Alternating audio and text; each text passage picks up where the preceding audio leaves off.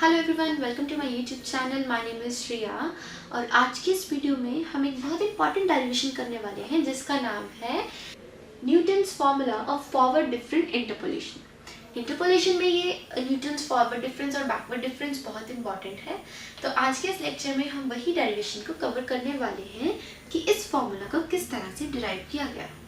इसे शुरू करने से पहले कुछ कंसिडरेशंस हैं जो आपको पता होनी चाहिए। सबसे पहले मैं फंक्शन की, क्योंकि कोई ना कोई तो फंक्शन होगा, तो मान लो सबसे पहले वो जो फंक्शन है उसे मैं लूँगी f और इसको टैब्यूलेट कहाँ तक करना है। टैब्यूलेट समझते हैं ना, मुझे कहाँ तक इसकी वैल्यू वेरी करवानी है। लेट इट सपोज n+1 तक वेरी करवानी है, ठीक है।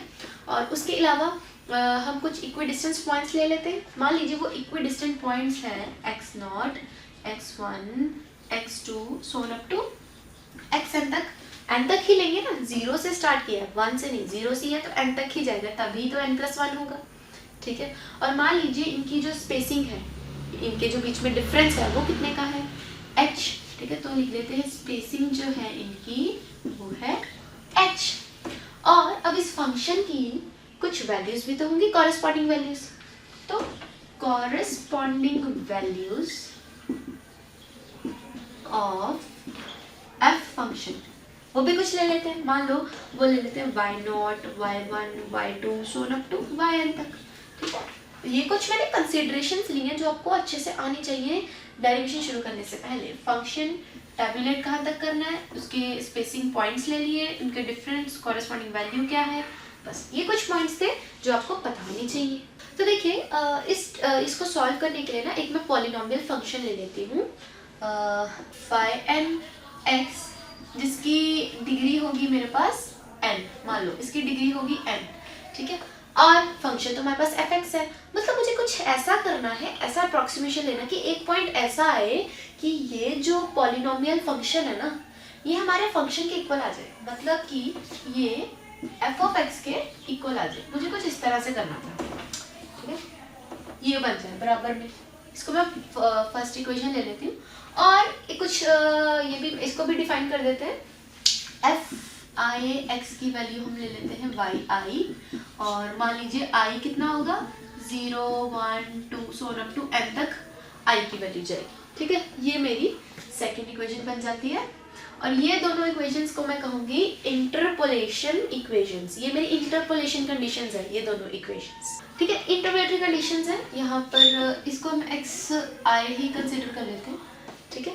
चलिए अब देखिए, अब मुझे पता है कि जो phi n(x) है ये मेरे पास एक इसकी डिग्री कितनी है, n डिग्री है ना। तो phi n(x) को हम लिख सकते हैं इस तरह से, phi n(x) is equals to a0 plus a1। Bracket में क्या आएगा, a0 के साथ तो चलो नहीं आना था क्योंकि अब कोफिशिएंट्स के साथ हम लिखेंगे। अब x में से कौन माइनस होगा, x0 से, जैसे मैंने स्टार्टिंग में लिखा था x0 x1 है ना, सोन अप टू, तो x minus x0 plus a2 x minus x0 तो आएगा साथ में कौन आएगा, x माइनस x1, ठीक है।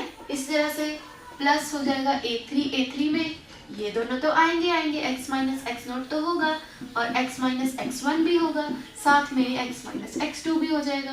तो ये सोन अप टू कहाँ तक जाएंगे, an तक जाएंगे, ठीक है। तो हम an लिख लेते हैं, an क्या बनेगा, यही लिख लेते हैं, an के साथ में ये सारे तो आएंगे x माइनस x0, ठीक है, x माइनस x0 फिर x minus x1 x2 so on up to ये कहाँ तक खत्म होगा, x माइनस, यहाँ नीचे लिख देती हूँ, x माइनस xn-1 यहाँ तक खत्म होगा। x की पावर n- सब्सक्रिप्ट में n-1 क्यों आया, क्योंकि मैंने स्टार्टिंग में बताया था कि मैं n+1 तक उसको इवेल्युएट करूंगी, ठीक है। अब ये मेक श्योर, इसको ध्यान रखना कि हमने माइनस एक पिछली टर्म करनी है, पहले 1 x0 हुआ, फिर 1, फिर 2, फिर 3, फिर 4 सोन अप टू n-1 तक हमने माइनस करना है, ठीक है। यहाँ तक समझ लगा। तो यहाँ से ये जो phi n(x0) है, phi n(x0) बन जाएगा मेरे पास y0, एक ये आ जाएगा, phi n(x1) मेरे पास बन जाएगा y1, phi n(x2) मेरे पास बन जाएगा y2। इसी तरह से ये सोन अप टू चली जाएगा, है ना। यहाँ पर हम सोन ले लेते हैं। चलो अब यहाँ से जरा कंपेयर करना, phi n(x0) मतलब ये टर्म, ये वाली टर्म। तो ए नॉट क्या आ गया मेरे पास यहाँ से, वाई नॉट के, ठीक है। ए नॉट तो आ गया। अब जरा हम चलते हैं ए वन की ओर, मतलब कि इसकी ओर। तो अब ये पूरी टर्म यहाँ से लेकर यहाँ तक a not plus a one x minus x not किसके इक्वल आना है, ये सारी के सारी टर्म आएगी वाई वन के इक्वल। यहाँ से जरा ए नॉट की वैल्यू निकाल लेते हैं, ये वाली टर्म उधर जाके माइनस हो जाएगी, ए वन एक्स, यहाँ से हम ए वन की वैल्यू निकाल लेते हैं, ये यहाँ प्लस हो रहा है वहाँ जाके माइनस हो जाएगा, है ना। तो यहाँ से ए वन की वैल्यू क्या आ जाएगी, a one is equals to y minus a not by x minus x not. ये आ गई मेरे पास ए वन की वैल्यू आ गई, ठीक है। अब जरा यहाँ से ए टू की वैल्यू निकाल लेते हैं, वो यहाँ से बनेगी। अब ये पूरी की पूरी टर्म इक्वल कर दो, कैसे, तो ठीक है, ये मेरे पास इक्वेशन बनेगी। ध्यान रखना a2 है तो x की जगह x2 ही हम पुट करेंगे, यहाँ पर x a1 था तो x1 था।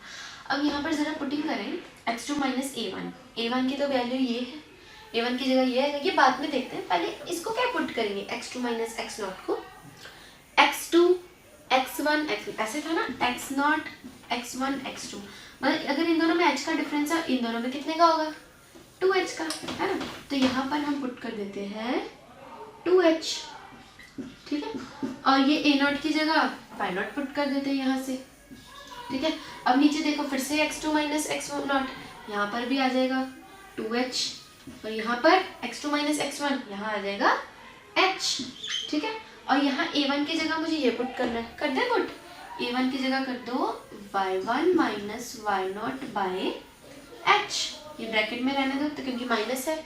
अब ये h और h की कटिंग हो गई, 2 को ब्रैकेट के अंदर मल्टीप्लाई कराएंगे तो a2 मेरे पास आएगा y2 minus 2 of y1, bracket खुली है तो plus 2y not minus y not by 2h square, ये बना।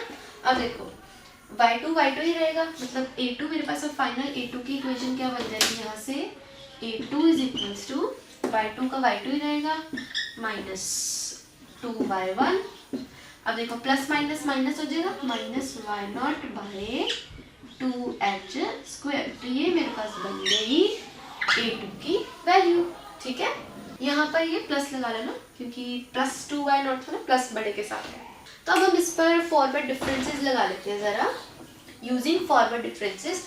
a नॉट तो मेरे पास चलो y नॉट के है। अब यहाँ पर देखना ये जो a1 है y1 माइनस y नॉट, मतलब डेल y का चेंज आ रहा है तो y1 माइनस y नॉट को मैं लिख सकती हूँ डेल y बाय h, इसको मैं ये लिख सकती हूँ ना, a1 ये बन गया और a2 क्या बनेगा यहाँ से। अब ये देखना कितने का चेंज आ रहा है, यहाँ पर भी तो वही चेंज आ रहा है, y2 minus 2y not plus y not, तो ये भी तो अब उसके डेल y नॉट के स्क्वायर का चेंज आ रहा है ना यहाँ पर भी।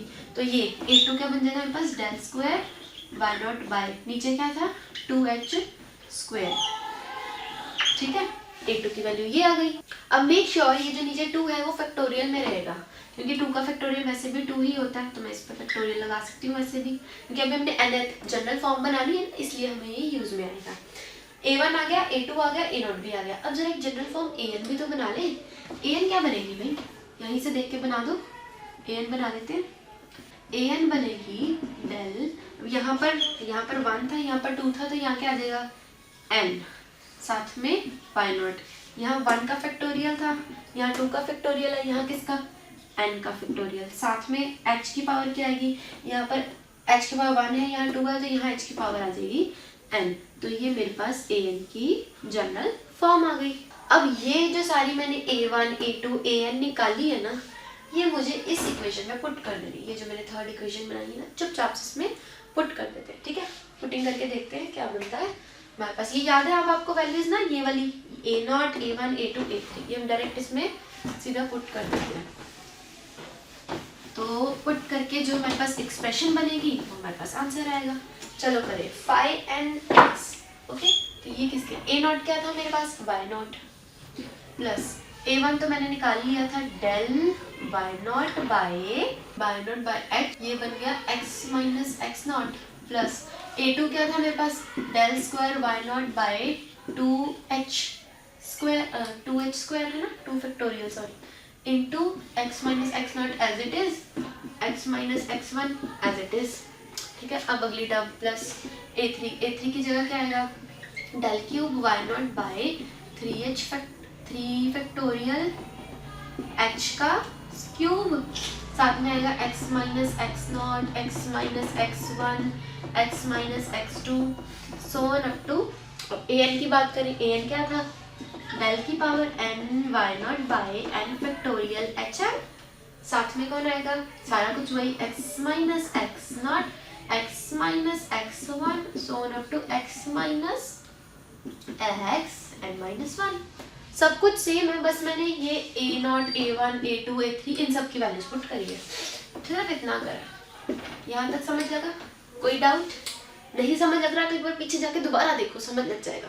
ठीक है, अब मुझे ये इनको भी तो सिंप्लीफाई करना होगा ना, तो अब मैं क्या करूँगी, मान लो लेट कर लिया मैंने कि ये जो x माइनस एक्स नॉट है वो मेरे पास ph है, p कुछ भी कांस्टेंट ph है। अब वैसे तो हम इस तरह से लेट करते हैं कि x है जो वो x नॉट प्लस ph है, ठीक है, ये लेट करते हैं, वो x इधर जाके माइनस हो जाएगा। ठीक है, अगर x minus x not ph के इक्वल आ गया और यहाँ से x जो है x नॉट प्लस ph के इक्वल है। ठीक है, चलो x माइनस एक्स नॉट की वैल्यू तो आ गई, अब x माइनस x1 की क्या होगी दिखा ले, x यहाँ पर इसको मैं सर्कल में कर देती हूँ, x माइनस x1 मेरे पास होगा, अब ध्यान रखना ये जो p है ना इसकी वैल्यू 1 2 3 4 कुछ भी हो सकती है, तो अगर x मेरे पास x नॉट प्लस ph है तो x1 कितना होगा, x नॉट प्लस h, तो x की जगह पर x ही रहने दो माइनस, x1 की जगह पर क्या आ जाएगा, x नॉट प्लस h, तो ये बन गया x minus x not plus h, और मुझे पता है x माइनस एक्स नॉट क्या था, यहाँ से ph, यानी ये बन गया ph प्लस h, यहाँ से h कॉमन ले लो, p प्लस 1 h, आ गई x माइनस एक्स नॉट की वैल्यू। ठीक है, यहाँ से ब्रैकेट खोला ना तो यहाँ माइनस आ जाएगा p माइनस 1। ठीक है, इसी तरह से ये हमने x माइनस x1 की निकाल ली, ये भी है ये भी, अब x माइनस x2 की निकाल लेते हैं, x माइनस x2 की, इसको मैं लिख सकती हूँ x minus, so x minus x not become x plus 2h, यहाँ से इसकी वैल्यू आ जाएगी p माइनस 2h। ठीक है, इसी तरह से मैं x माइनस x2 की निकाली है, इसी तरह से हम x माइनस n माइनस 1 की निकाल लेंगे, वो क्या बनेगी, x minus x not plus n minus 1h, यही बनेगी। अब ये क्या बना मेरे पास, तो ये मेरे पास बन जाएगा p माइनस n माइनस 1 का फैक्टोरियल h। अब ये जो मेरे पास वैल्यू है उठा के इनमें पुट कर देते हैं, कुछ नहीं करना, x माइनस एक्स नॉट की जगह क्या आएगा, x माइनस एक्स नॉट की जगह आएगा ph। ठीक है, इसकी जगह भी कर दो ph। ठीक है, x माइनस x1 की जगह p माइनस 1h। ठीक है, और इन तीनों की जगह क्या आएगा, ph, p minus 1h and p minus 2h, ये आ जाएगा। उस तरह से लास्ट में ये जो सारे घटा के हम सीधा ही लिख देते हैं x ph p minus 1h so on up to x p minus n minus 1 factorial h, ये बन गया टोटल।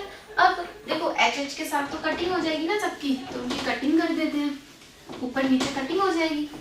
ये देखो ये h कट जाएगा, ये स्क्वायर था, ये दो h कट जाएंगे, क्यूब था तीनों h, सारे h कट जाएंगे, तो फाइनली फाई एन एक्स मेरे पास बन जाएगा y not plus p del y not plus p minus 1 del square y not by 2h square.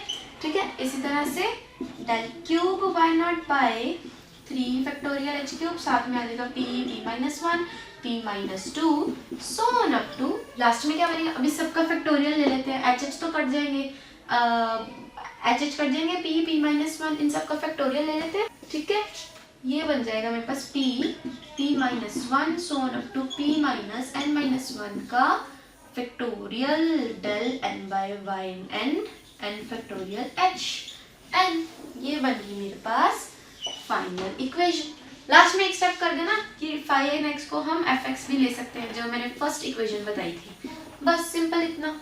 सब कुछ यही करना है, ठीक है। ये हमारे लिमिट्स भी थे। इसको हम ग्रेगोरियन फॉर्मूला भी कहते हैं, तो अगर बाई चांस एग्जाम में इस तरह से आ जाए तो कंफ्यूज नहीं होना।